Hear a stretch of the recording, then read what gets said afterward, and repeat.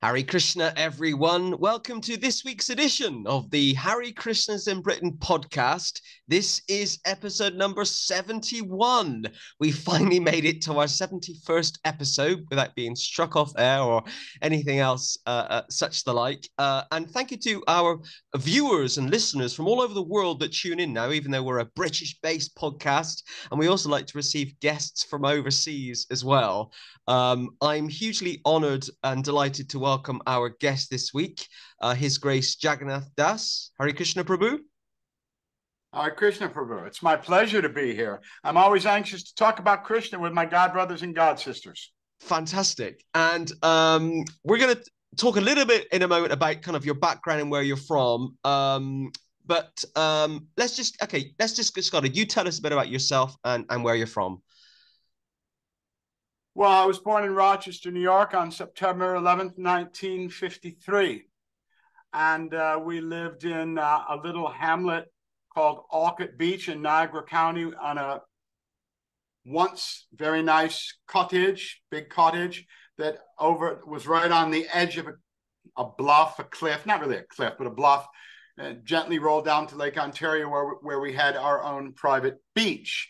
And so my introduction to Krishna was through observing moment to moment for about 19 years the display of his energy as water, sky, thunder, rain, and it was phenomenal. The little hamlet of 600 people was surrounded by a beautiful park, parks, plural, and it was a summer place where people came, but during the rest of the year, I kind of had it to myself. And I would often sit, very often, and it's one of my fondest memories now at 69, I would sit on our front porch on an old rusty chaise lounge kind of thing on a little rocker, and the rain and the heavens and the lightning would collide with huge force and power, and the waves would swell up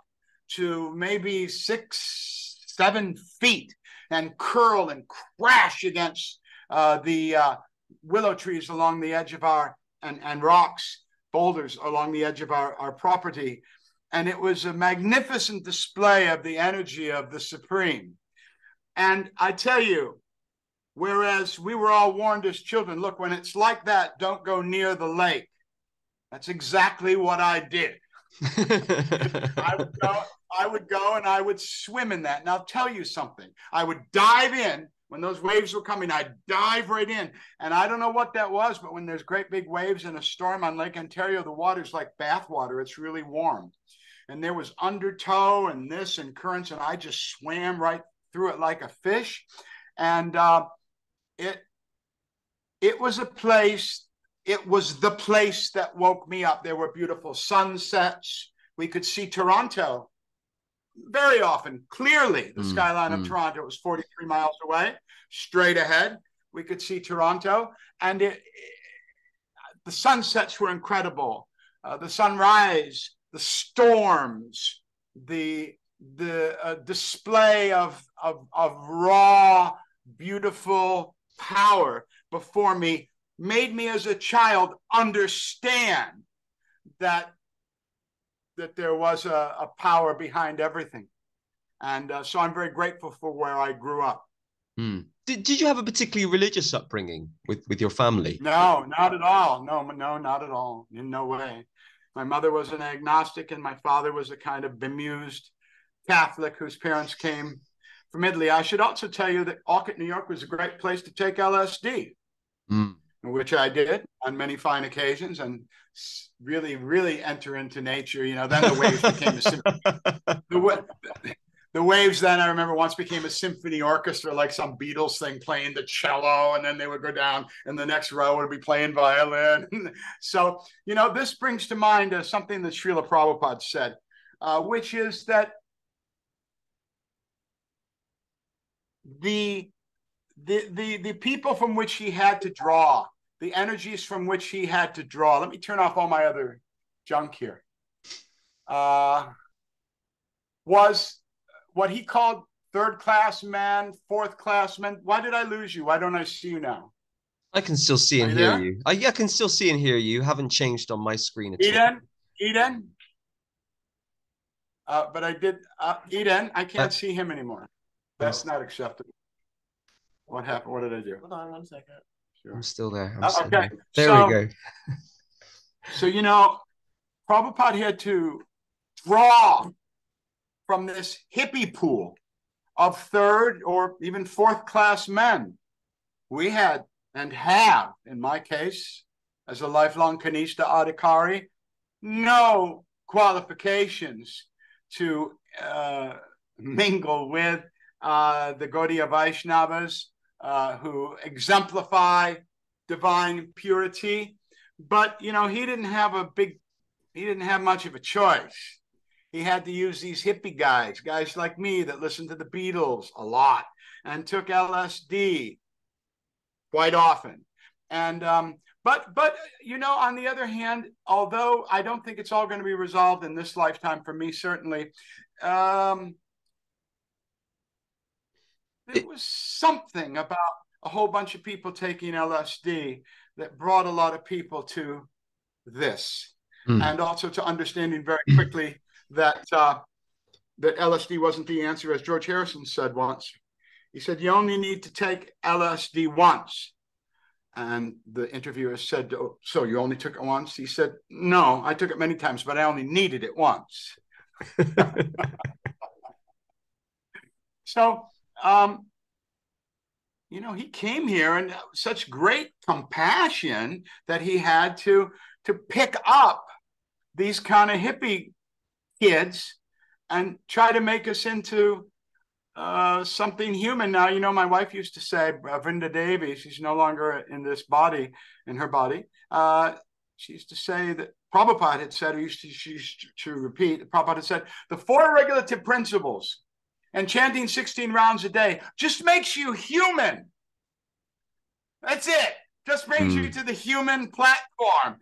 Don't get too excited that you're following the 4 regulative principles and you're chanting 16 rounds a day, because there's much, much more to that. These are all beginning and perhaps intermediary status of what's required and what there is. Just like the Titanic hit the little point of something, but there was a great big something underneath.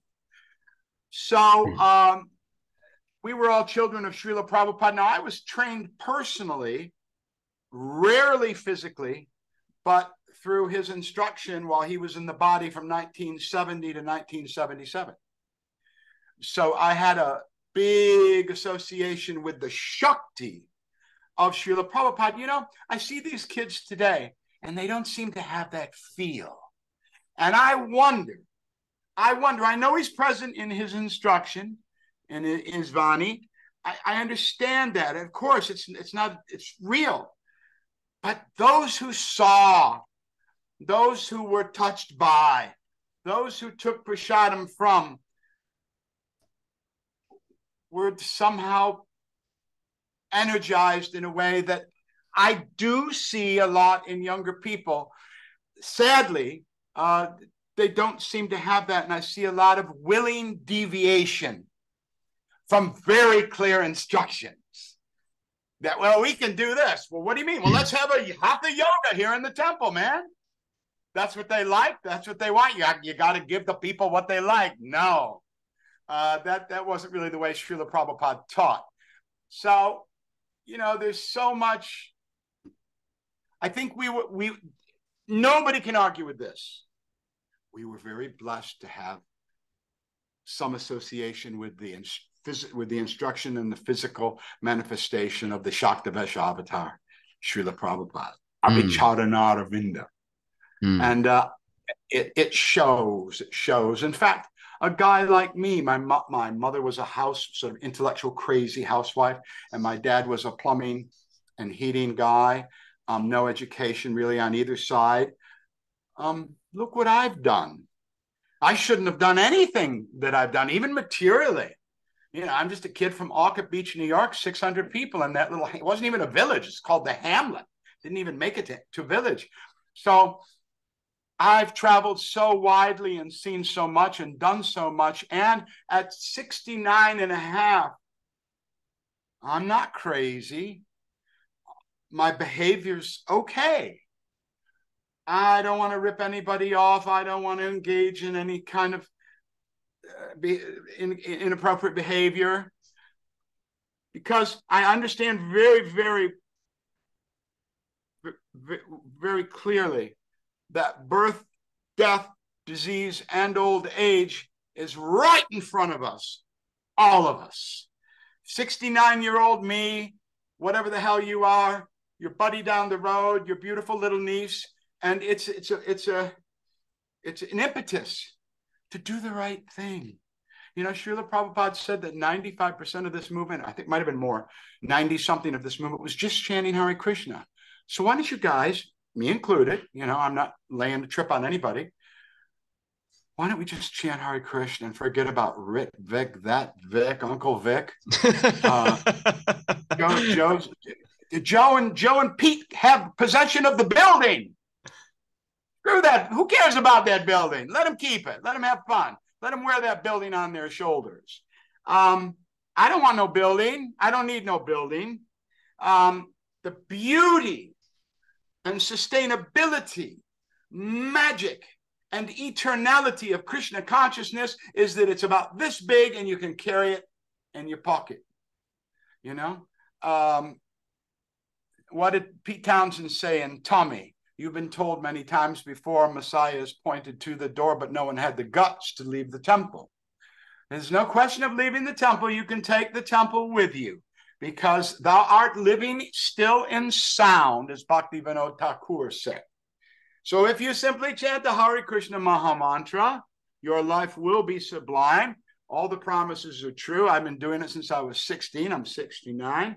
But there's a lot of stuff that has now clung to that ideal and has muddied the waters and has made it, I believe, very difficult, if not impossible, for many people that perhaps have some level of sincerity. See, it's not necessary for you to ask a question. I'll take care of that for you. All you have to do is listen. I'm just kidding. I'm enjoying listening. I'm just enjoying listening to what you're saying. But I mean, it's just, dude, come on. Chant Hare Krishna. That's it.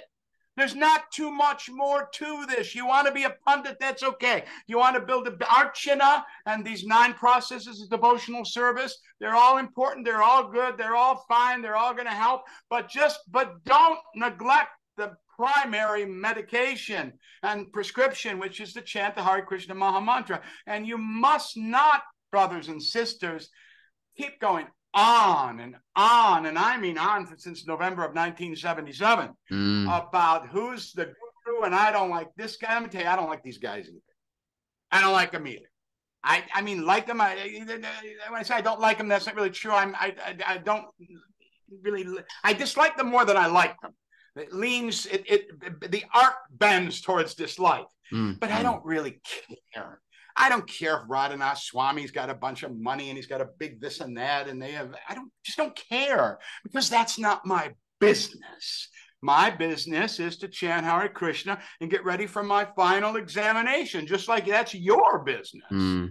So all this stuff now, there is something to think about with the children. Now I'm all diksha up.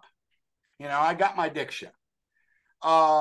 What about the kids? You know, who are they going to go to? Well, I mean, I would be, if someone said, hey, Jagannath, who should my daughter go to for Diksha? That would be a tough call for me, because people have gotten, this isn't a kind of heretical statement, it's a fact anyone knows, people have gotten enamored by money and power. Not solely, not completely, not everybody, but a good deal of these guys that are, you know, calling the shots have agendas which are clearly other than that which Srila Prabhupada put forth so clearly and succinctly and reasonably and in a straightforward fashion. And they've kind of chucked it away, and now they're having whatever they're doing, which is, I know one thing I don't like is they're doing this hatha yoga in the temple, which Prabhupada laughed and made fun of and called gymnastic yoga. So now we're having this gymnastic. Sorry, this isn't that age. Last time I checked, it was Kali Yuga. This isn't the age for great austerities. And you can tell, people know I'm no pundit. People can tell me the age where this kind of activity was recommended. This ain't it. This is Harinama, Harinama, Harinama, Eva Kevalam. This is it. This is what you got to do. You got to chant the Krishna has manifested inside of his holy name. So all this other stuff is to gain. And this Shetty guy, Shetty, Shetty, the life coach guy who's up to the stars. It's all bullshit. I mean, I don't know if you could say bullshit on a Hare Krishna iPod, but well, you can say what you want. I don't mind. Everybody knows I'm a bad guy, but come on, Mr. Shetty. And there's another one I see on Facebook with this life coach stuff and this don't say Krishna, don't say Prabhupada, please make sure you just keep it very, very generic. Look, we're trying to be popular. We're trying to give them what we think they want instead of what they need. So the doctor doesn't do that. He gives you the medicine. Oh, this medicine is like it's chemotherapy. Your hair is going to fall out. Your teeth are going to, it's terrible, but it may save your life. But no, we'll just give you sugar candy. You'll like that. So we're not.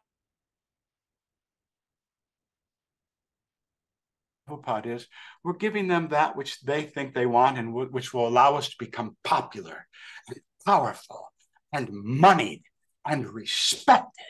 And if we take a little Radhanath Swami and we push it a little bit, maybe too close for comfort with Paramahansa Yogananda and the impersonal Mayavad stuff, hey, what's the problem? It's all one, baby.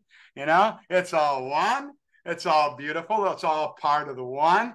If we want to hang out with Krishna Das and these guys from the Neem Karoli Baba, that's kirtan is kirtan. Prabhupada called it nectar from the lips of a serpent.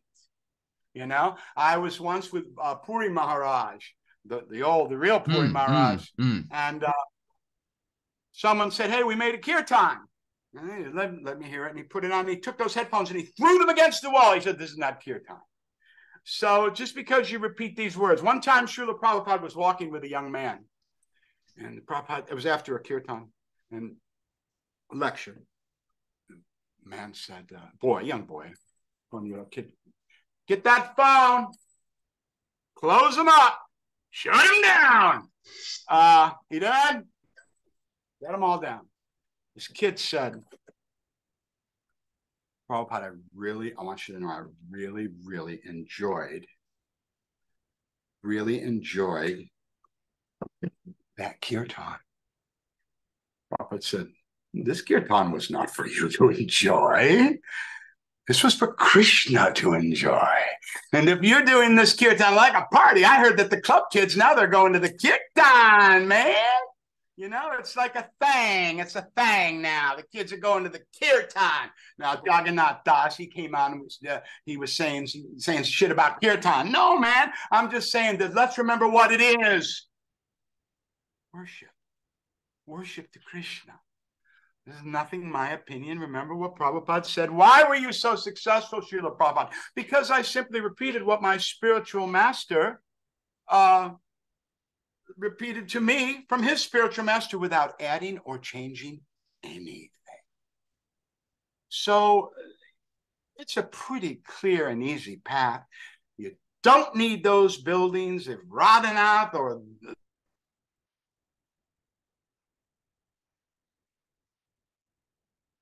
keep that building, let them have it. You're 40, 50, 60, 70. What are you going to do with it? What are you going to do with that building? Just take the temple in your heart. Just, and go with that. It's enough. It's enough. What Srila Prabhupada gave us was enough. I was with, not to name drop, but I was with George Harrison unexpectedly in 1983 alone in a house with him. And as soon as he saw that I was an American guy, he said to me, "So, are you a guru?" I said, no, man, I'm not a guru." "Oh, you should be. You're about the right age. You're American, like all these other guys." And I said, "No, man, I don't." George, I made a joke out of it. No, I'm not a guru. But then he wouldn't let it go. He said, no, you should really be a guru because that's what you guys are. I mean, you're exactly the same. So, and there's a tape actually that's come out recently, which I've had for a long time for an Irish radio thing, where he talked about all these guys who think they're gurus and who would want to be a guru? Why do you want to be a guru? Of all the things in this world, man, you got to keep your own garden together before you start worrying about the whole crop, you know? So I'm disappointed. I'm unhappy. I was in ISKCON Vrindavan, where I go several times a year. And I went into the temple room to buy a picture of Srila Prabhupada photograph for my Thai mother-in-law. They didn't have any. What do you mean you don't have any? What are you talking about? You don't have any pictures of Srila Prabhupada in ISKCON Vrindavan gift shop.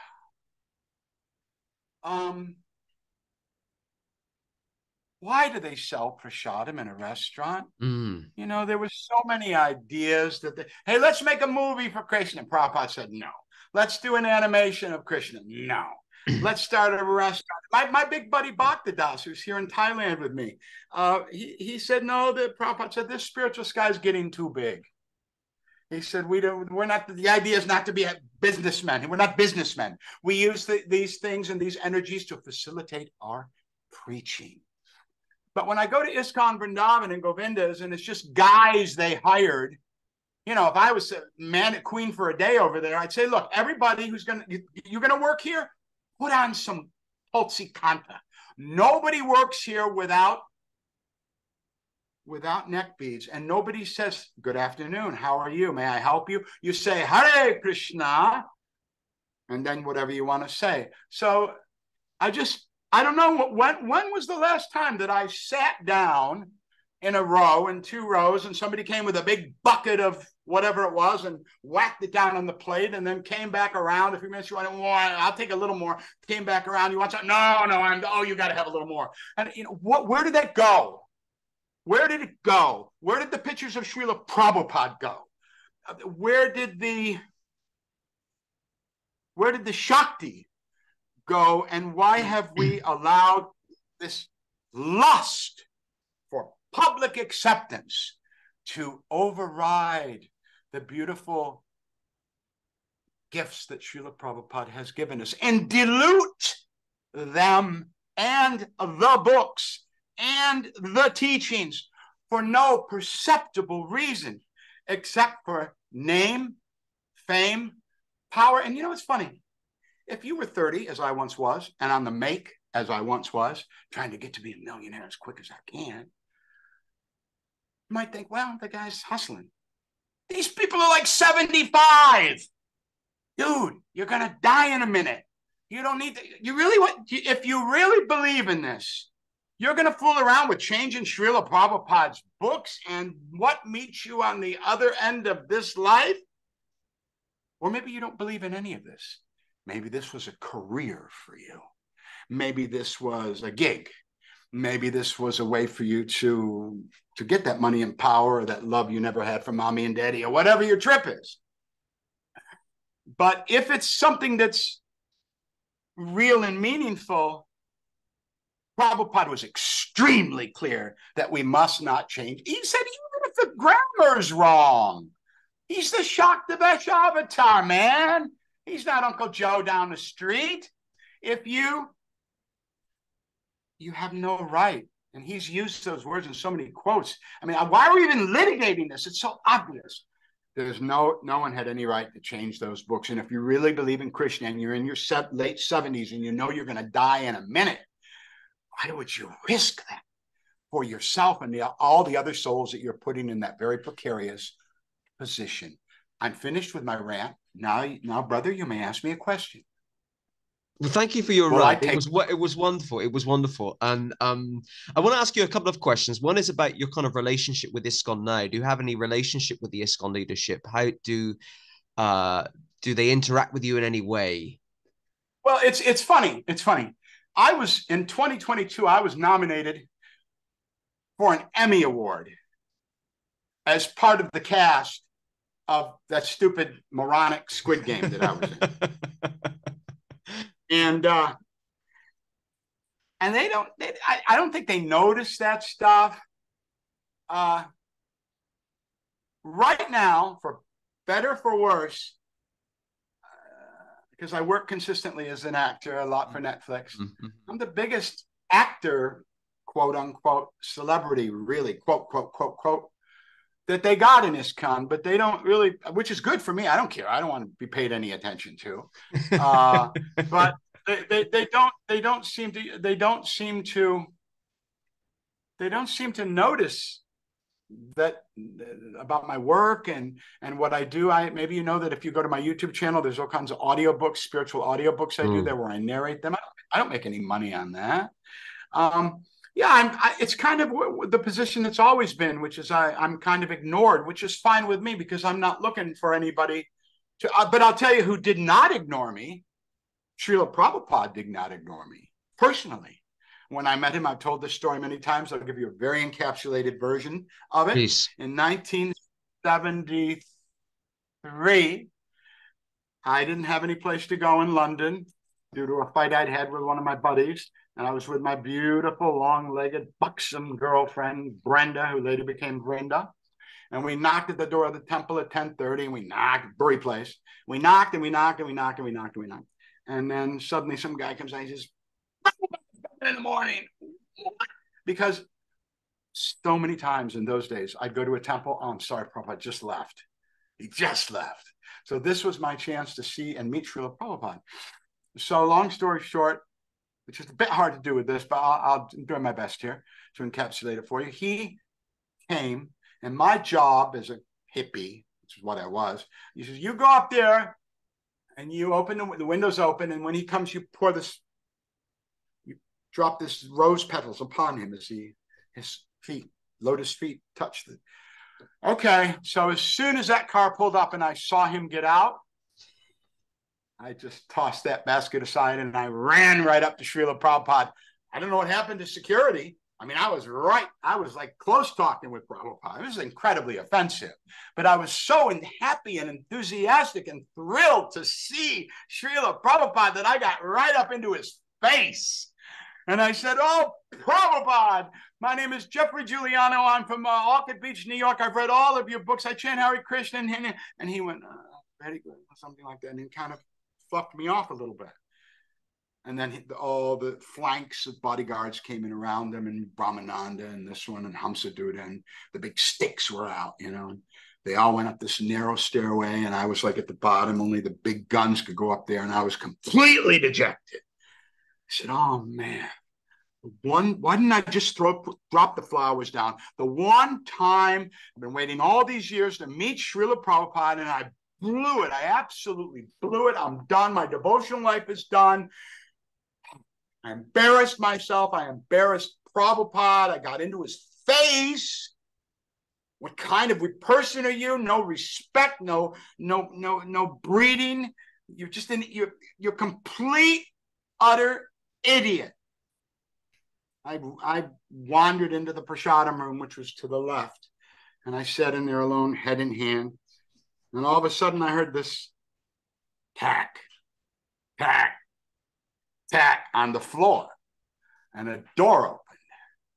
And Prabhupada came out alone.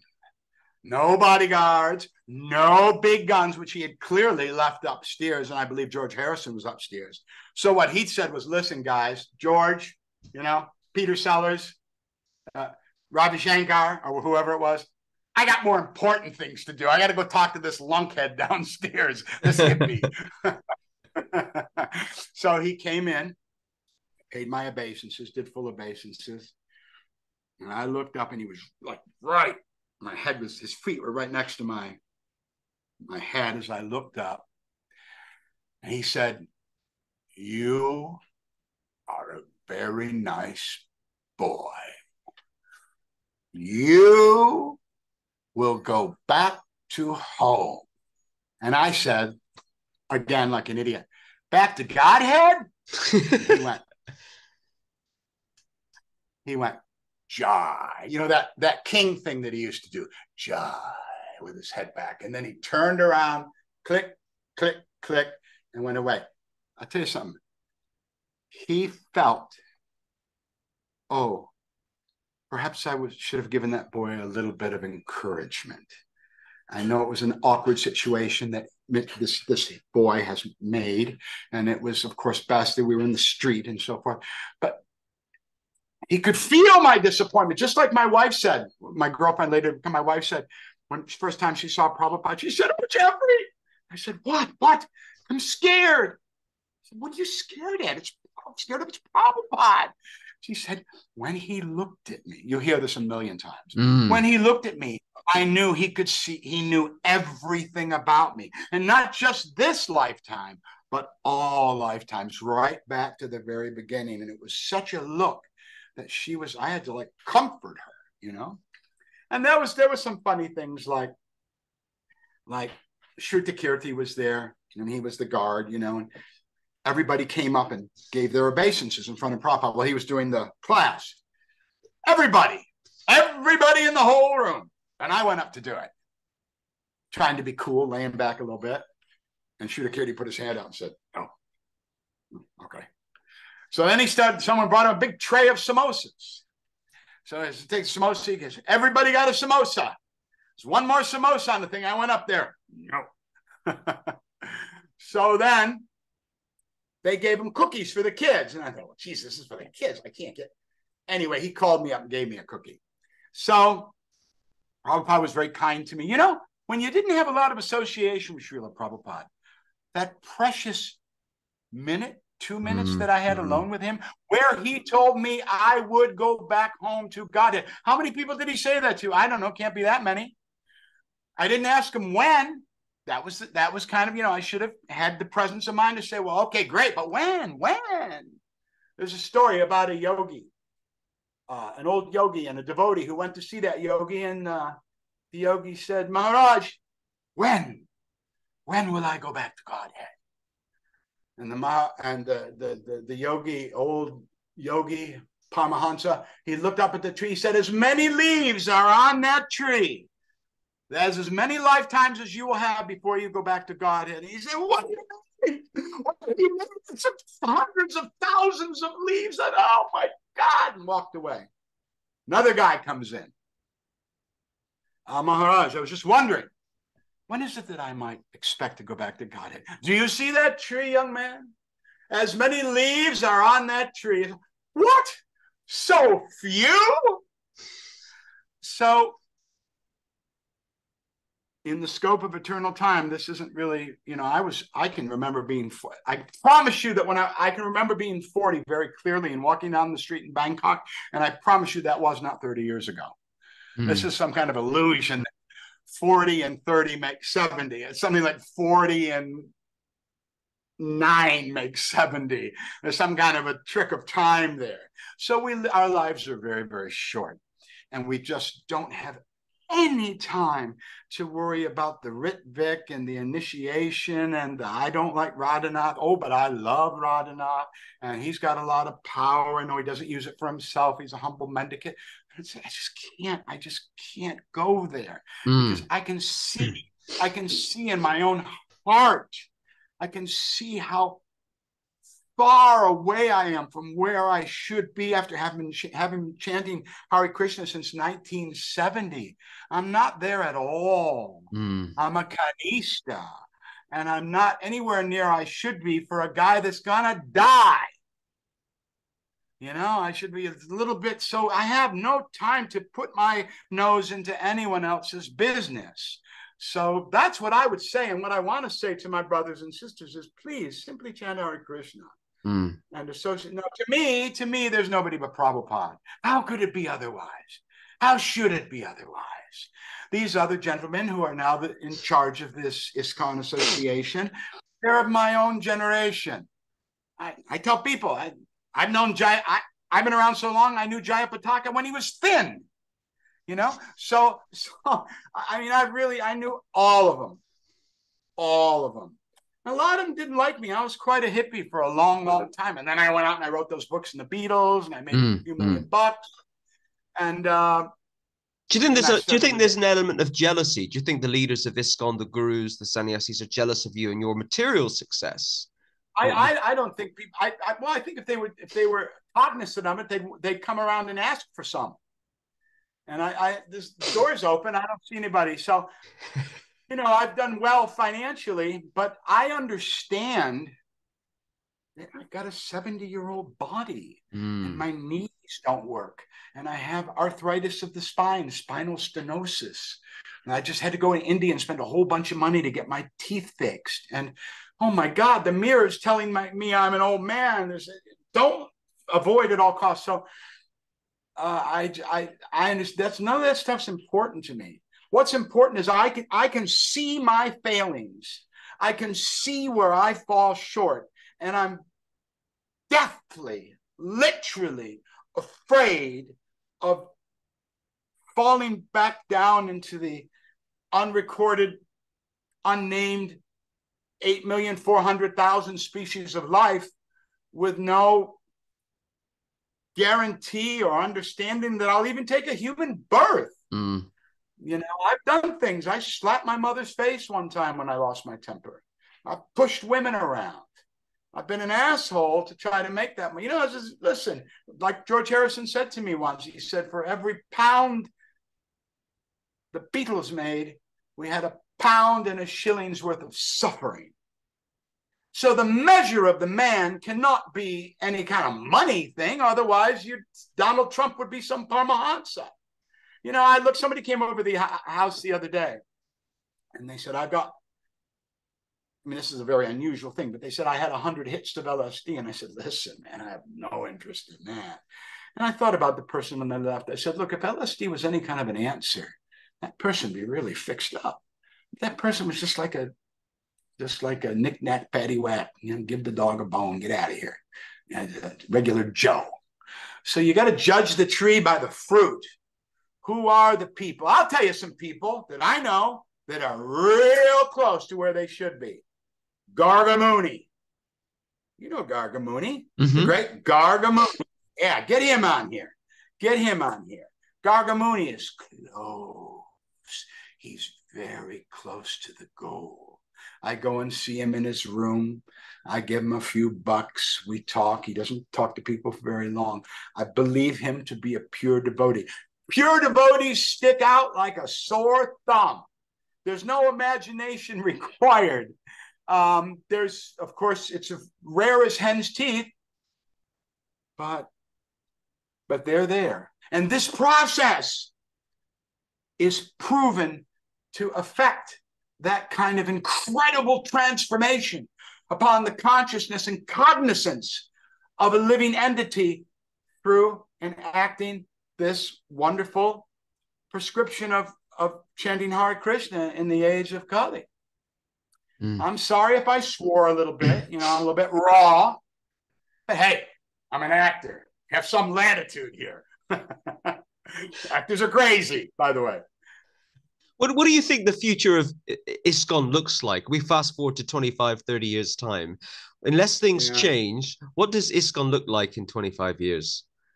Prabhupada will not be a major draw.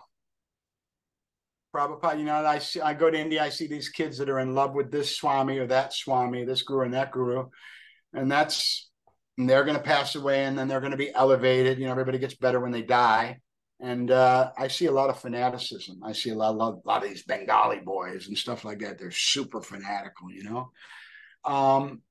I see it being just like another yoga thing, like Meher Baba or Paramahansa SRF, Self-Realization Fellowship, or Swami Satchidananda's place. It's just diluted. And what Prabhupada was a lion preacher.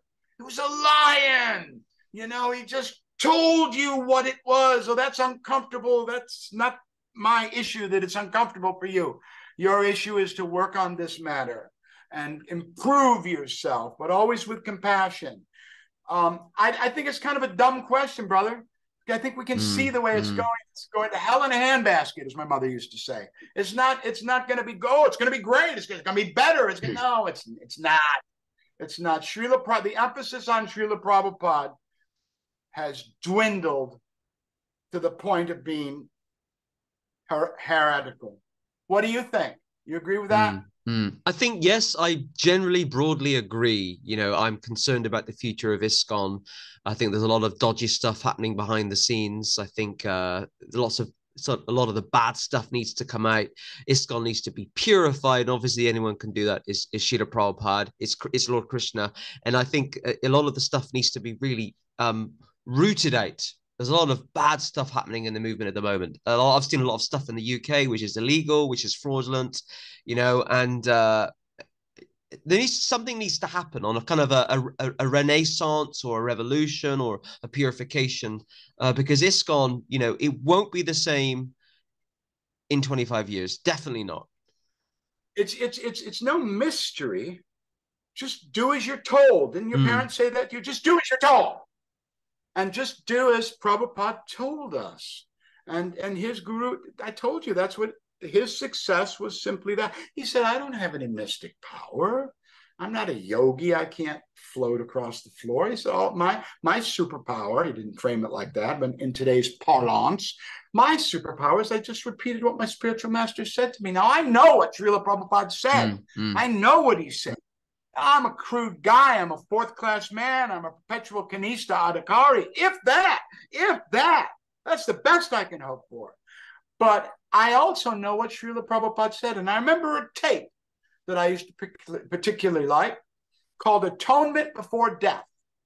That was the name of the Prabhupada tape, little cassette. And I don't remember what it said, but I remember the name on there. Atonement Before Death. I just don't think... Let Bob Dylan, let us not talk falsely now, for the hour is getting late. So I think that none of us have the time, like when we were 20, to say, well, I think it might be like this, and Dr. Frog philosophy, and it could be like this, and if we do this, maybe this will happen.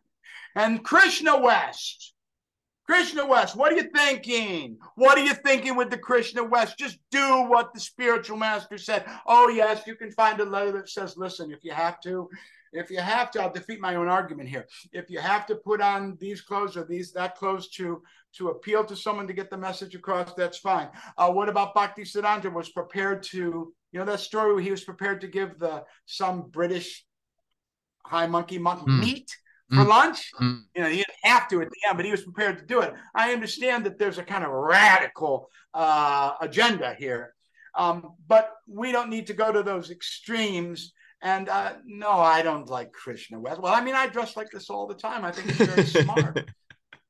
I go to, it's Krishna chic, baby. I go to Loy Bazaar, and I go see my buddy Raj at Eden. Just a moment. I require some pertinent emphasis, very meaningful information. Where do I buy my clothes in Vrindavan? What's the name of that place? Ganga Prasad. Yeah. Back to your room. Okay, so I go to Ganga Prasad and I get the best linen and stuff. And I was in London not long ago. Wow. So someone said, "Oh, absolutely beautiful linen you have there. Where did you get it? Was it from Monaco? No, perhaps from Paris. Oh, good, of course, that quality. Been from New York." No, I said, I got it in Vrindavan, man. I got it at Ganga Prasad Lal. So, yeah, you can buy some nice clothes. It is $30 for a shirt. It doesn't cost too much.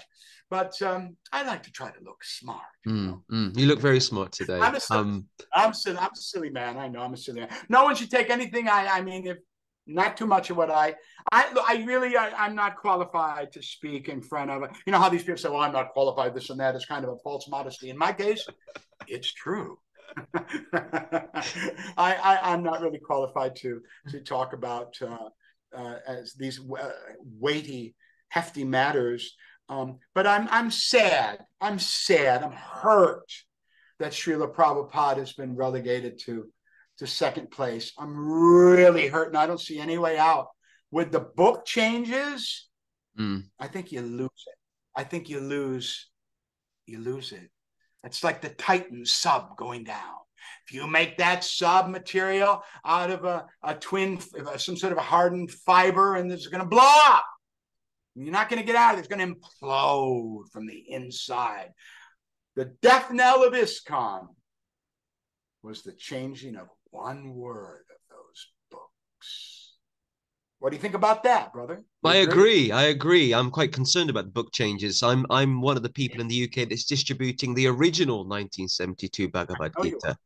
I've got 150 copies currently in storage, and I've got more coming. And you can get a hold of them. You've got to look around and do your research. But it's growing. This kind of network of devotees, kind of on the periphery of the organization. We're getting together. We're working together more. We're distributing books. I delivered 130 to a school recently, so the teenagers could have Prabhupada's original books. And I'm concerned about the book changes, most definitely. I don't know if you heard about it, but Roald Dahl. It's similar to Roald Dahl. There was a whole thing in the UK recently about his book being changed, or his books being changed. Penguin Books wanted to change his books because they weren't politically correct. And there was uproar in not just in the media, but in the kind of the general public. Well, maybe they weren't politically correct then, but that's what he was writing. That's what he was saying. And it was silly things like, they wanted to say, I think he referred to the witches as the ugly witches. And Penguin Books said, well, we can't use ugly anymore because it's offensive. Well, and there was so much uproar against the Penguin organization changing Roald Dahl's books, and Prabhupada's books are very different from that. I get that, but it's a good comparison. You shouldn't change. What happens to the authenticity of the books when you change the author's work? It's not really the author's work anymore, is it? Really, when you change things. When you read or hear Prabhupada say that Black people have a smaller brain and that women are less intelligent, this is going to cause problems today. We must remember the milieu and the time in which Srila Prabhupada was manifest on this planet as a Victorian. And he was raised and went to Scottish Church, University, and all the college, all that. That man was from a different time, even on the material manifestation. But I just am not gonna question Srila Prabhupada, because I am now and always will be that skinny little hippie feeling sorry for myself in the prasadam room of Bury Place Temple for getting up into Prabhupada's face. Everything has been grace that I've gotten. On the material level, every movie, all 33 books, working with the famous actors that I loved as a kid now and hanging with them. Michael Madsen, all these guys. Who's the guy who played Jean-Luc Picard? I've worked with a lot of big actors. I've been able to observe them. I've had a lucky life. And I'm so grateful that I've had the opportunities I've had encapsulated in this, having gone through what Shakespeare called the vile blows and buffets of the world, and yet I've somehow prevailed, and I'm still here, and I'm still sane, and I'm understanding moment to moment that Srila Prabhupada is for me my only salvation and my only hope, and that I pray that when I'm on my deathbed, if I'm blessed to be cognizant at all and not smashed in a plane or a car or something, or on the side of the road, that I can remember Srila Prabhupada and hear his chanting of the Maha Mantra as I leave this body. This is so serious. It's our life. It's not only our life. Dylan said it's just life and life only, but it's not just life and life only. It's this life and life only, and the next, and the 800,400,000 species of life, and the untold millions and trillions and billions of repetitions of the wheel of samsara, repeated birth and death, that we have such an uncertain future. And yet, into each one of our lives came the Shaktavesh avatar, either through his physical presence or his instruction or both. And nobody got that. They didn't get that with Meher Baba. They didn't get that with Paramahansa Yogananda. They didn't get that with the Maharishi. They didn't get it with Muktananda. We got it. Jesus said, to whom much is given, much is expected. So what are we going to do with that diamond in our hand? Prabhupada said, you can put the dog on the throne of a king, but if you throw a bone, he'll jump off. He also told a story about a monkey that had a diamond in his hand. He was playing with the diamond, holding it up, looking at the refractions, the fractals, and then he glanced down and he saw a piece of broken glass in the mud in the streets of Vrindavan. He tossed away that invaluable diamond, and he picked up what he thought was a pretty good facsimile thereof, a piece of broken glass, which cut his hands, etc., etc., etc. You can end the story as you like. So, what the hell are we doing? What are we doing? What are we doing, brothers and sisters? We've been given this incredible opportunity that here now we have a chance to affect a change, a powerful change for ourselves, the people we love, and all those unnamed people out there, brothers and sisters, that we haven't yet had the pleasure to meet. And we're blowing it. We're blowing it with bullshit about Rit Vic and that Vic and Uncle Vic. And it's just not the way. This is not the way. Chant Hare Krishna, take prasadam, read and hear from Srila Prabhupada, his instructions. Try to bring I remember Sannyasi once said to me, those who you see, you should preach them. I said, what should I do? What should I do? He said, those who you see, you should preach them.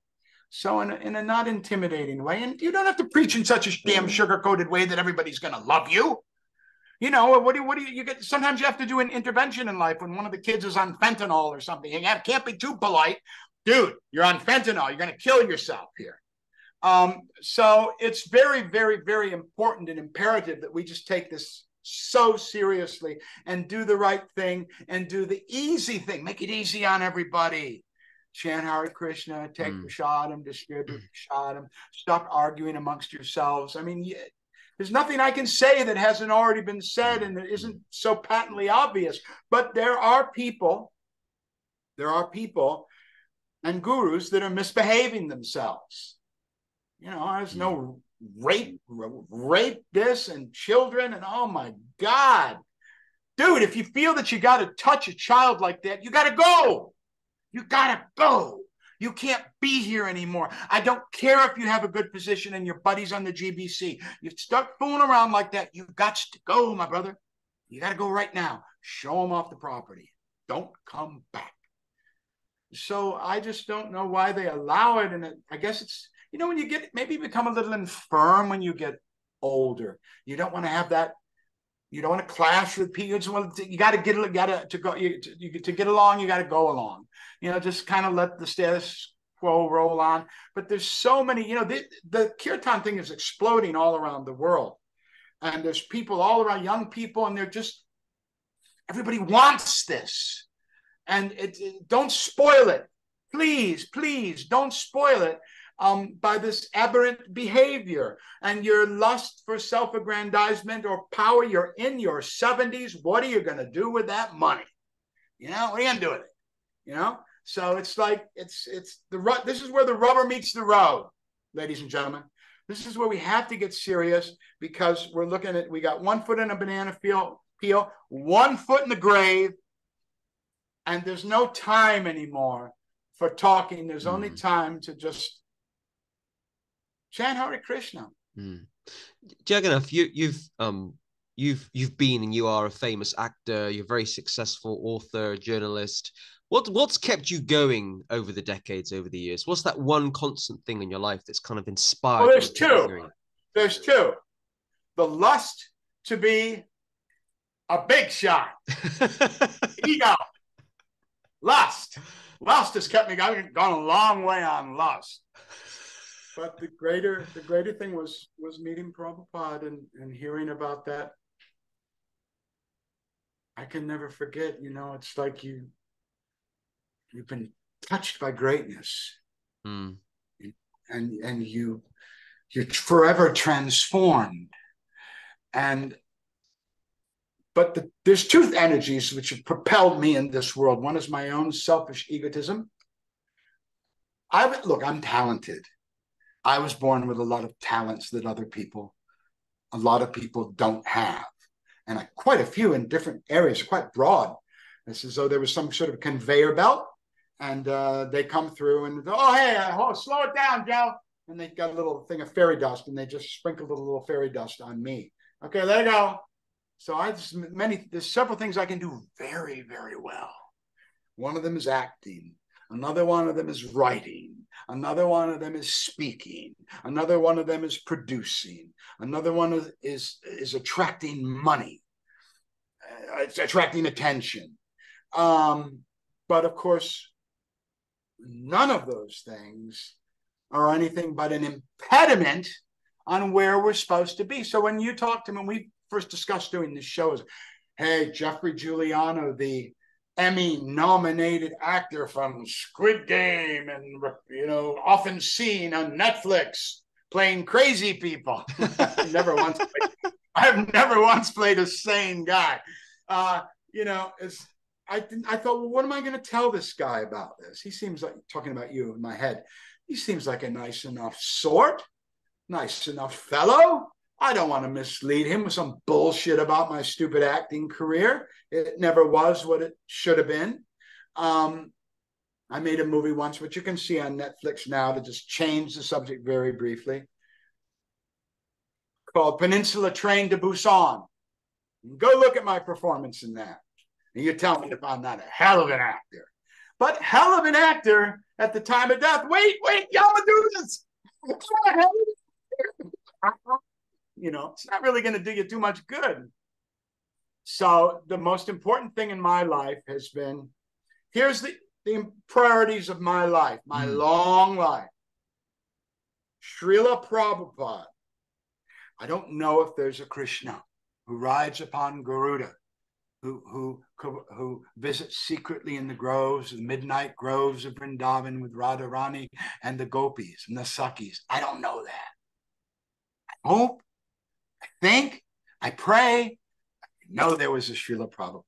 I know there's the Abhicharanavinda. I know there was that guy because I talked to that guy and he talked to me. And I've been holding on to that minute for all these years. So Prabhupada is number one. I'm not qualified to talk about Krishna. I can just talk about that guy that I saw, whose words I've been listening to. And I always felt that he was my real father. My other father, Joseph Robert Giuliano, was the father of my body. But my father was clearly Srila Prabhupada, is. The next thing is the people I've loved. And more than not, on many, many occasions, the people I've hurt. The people who unconditionally loved me that I hurt. Some of those are dead. What do you do when they die? You can't make amends. You got to atone before death, don't you? You have to say what you need to say to people before they've left their body. Like my wife, I wasn't always nice to grin to everybody. Like many people know my wife, she was a saint, and I wasn't always great with her, and now she's gone, and what do I do with that? Well, my answer to that is just try to be really, really nice to everybody else on behalf of Vrinda. You know, just be as nice Geoffrey as I can be while I'm above ground. So Prabhupada, the people I've loved, serving the talents God gave me and trying to dovetail them in the service of the Lord. And then it degrades quickly. I ran into a problem here in Thailand. I don't think I need to go into any more details. People understand the nature of Thailand. You know, I wandered into the weeds, but I'm happy to report I'm back on track and have been for some years. But it got a little rough here for a while. There's a lot of pretty girls here, brother. Don't come to Thailand if you love your wife. Yeah, you know, in the UK, when I often hear that single guys have gone on holiday or married guys have gone on holiday to Thailand, you think, oh, what they going to do there for 3 weeks? I was on the plane with my wife now, Sai, and she said, why are all these Indian men going to Thailand? Said, it's only Indian men. Where's the women? I said, honey, let's not talk about it. So yeah, it's I don't know, it's a shame. It's a shame. This world is no place for a gentleman. And that's okay, because I fit right in. I'm no gentleman. I would never be a member of any club that would have me as a member, said Groucho Marx. But it's all very sad, and it's all just it's a calliope of missed opportunities, missing the opportunity for Satchit Ananda, for service to all the living entities, and to dive into the ocean of love and be there and bathe in that and be in that and let that carry you into your next form, which is all up to the divine. So I've seen the other guys on your show. They don't really talk like me. I know I'm a bit of an original. I apologize if I've offended anybody, which inevitably I have done, I'm sure. But I mean, I think my heart's in the right place. Don't you, brother? Definitely. And I really appreciate you reaching out. You reached out a couple of weeks ago, a couple of months ago, rather. And your son, I think he injured himself, didn't he? Your son injured himself. That was the story. Yeah. But he's better now, I hope. I hope he's better now. Yeah. He's healing. He's in the room, and I torture him to death. But yeah, he's a lovely boy. Eden, he's a great guy. You know, I've had too many good things happen to me. I've had too many good things happen to me that doesn't really make that much sense, because the kind of character that I have, although I've gotten better as I hurl closer to death and kind of see it in the distance, I haven't treated people very well. And I've allowed my lust for fame and fortune and position to make me do a lot of things which I now deeply regret. Because, you know, when you make that first Hollywood movie, which in my case was Scorpion King, it's a big deal. A big deal. I mean, I play the bad guy in Scorpion King for Universal. And the first time, I'll tell you, the first time I was in a theater and that big Universal globe turns around, and the first thing you see is me. Oh man, I was crying. This is every boy's, I mean, not every boy, it was my dream as a little kid to see that Universal logo. And then you see, for some reason, I'm always at the beginning of the movie, and they start the movie off with me. But I had no expectation as a boy from Auckland, New York, that I would make 28 movies, write 36 books, produce over 1,200 original audiobooks, own several companies, and make a few $1 million. That's all relative, but yeah, I've never had to worry about money or anything. So I was given some talent, and I've tried to use it. I remember that word that Prabhupada said about that concept about dovetailing your propensity. So I do try to dovetail. I'm a sincere guy. I don't have any ill will, and I would never deign to judge Radhanath Swami or anybody like that. I'm sure they've done more than me, and they continue to do so. But I don't like the book changes. What's the fellow behind the book changes? I know him very well. Jay Israel, I just know his Jayadvaita. Jayadvaita. I've known him in Boston when there was the ISKCON Press. So I actually literally bumped into him at the MVT not long ago, and we kind of had a little joke about it for a minute, and we just went on our way. But Jayadvaita, why did you do that? Why did you think that would be a good idea? And it's caused so much duplicitous unhappiness amongst so many. When it was an answer in search of it was a solution in search of a problem. There was no problem. The books were there. They were fine. They've made gazillions of devotees, people, idiots like me that have somehow or other clung on for now over 50 years to Srila Prabhupada's dhoti. It worked. Why would you, if it ain't broke, don't fix it. So I don't know why he did that, and I hope that we can get back to those books, and this was just a bad chapter in the history. But it's the most egregious thing that's happened. The Rit Vic, Uncle Vic, that I can forgive all that. The guru who did this or did that. Well, the child rape is right up there too, obviously. Oh my God. But when I go and see Gargamuni, if you can go to Vrindavan and you can get an appointment with Gargamuni, do that. Take him $100 or so, more if you can. Doesn't have any money. Prabhupada used to call him Garga Money, but he said, I'm not Garga Money anymore. I'm Gargamuni. I said, here's some money. So thank you, Prabhu. tucks it in his shirt. So Brahmananda and Gargamuni, I knew, and Novapushta Krishna brought me into the movement. I've seen some very pure soul. This thing really works. And I hope that Jayadvaita will see things differently. And I hope that we can, I hope so much, but I don't really think, I mean, they've kind of made their bed. They've kind of put their name on that. This is what it is, you know. And when I see the people like on Sankirtan, these young kids giving out the book, and that's not the Gita, the yellow one, you know, the one they do now. Yeah. And the big happy thing in their advertising, yeah, but that's not it. It's just not it. And then I see Jay Shetty, and they're life coaches, and they've taken out the word. Don't say Krishna, don't say God, don't say Prabhupada. Just say like better relationships with those you love. You know, all these kind of peripheral material end games. This is bullshit. Why are you wasting my time and everybody else's with it? I mean, if you want to do that to make some money for yourself, and I'm completely guilty of that, okay, but don't try to pretend like it's spiritual. Don't try to pretend that any of this junk science has any value beyond making you a couple of bucks. When you say you bumped into Jayadvaita in Vrindavan, did you? And you spoke to him about the book changes, did you? No, I didn't.